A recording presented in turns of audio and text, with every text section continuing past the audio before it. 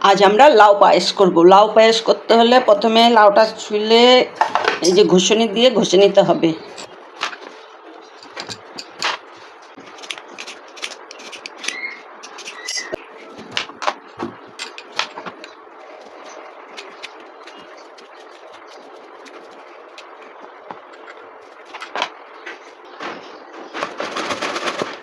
এই যে আমাদের লাউ ঘষা হয়ে গেছে, এখন আমরা এটা একটু সিদ্ধ করব।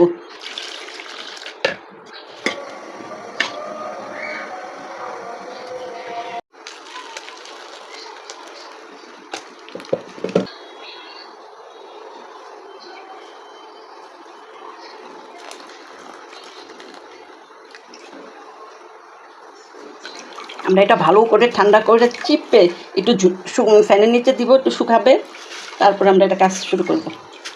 এখন অনেক গরম আছে, ঝরঝর হয়ে গেছে।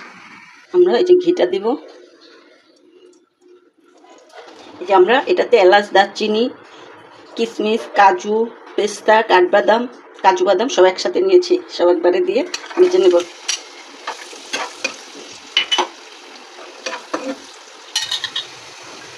এখন আমরা এই যে লাউটা দিয়ে দেব।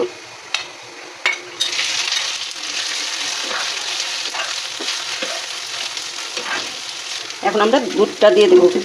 এখানে 1 কেজি দুধ ছিল, আমরা শুকিয়ে প্রায় আধা কেজির মতন হয়েছে।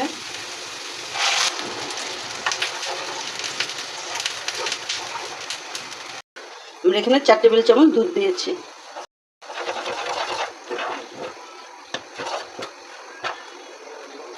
মিষ্টিটা যার যার পছন্দের মতন দিতে হবে। আমি তো একটু মিষ্টি বেশি পছন্দ করি।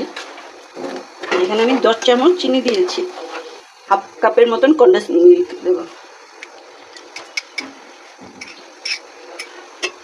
এটা এখন একটু তাল আসবে।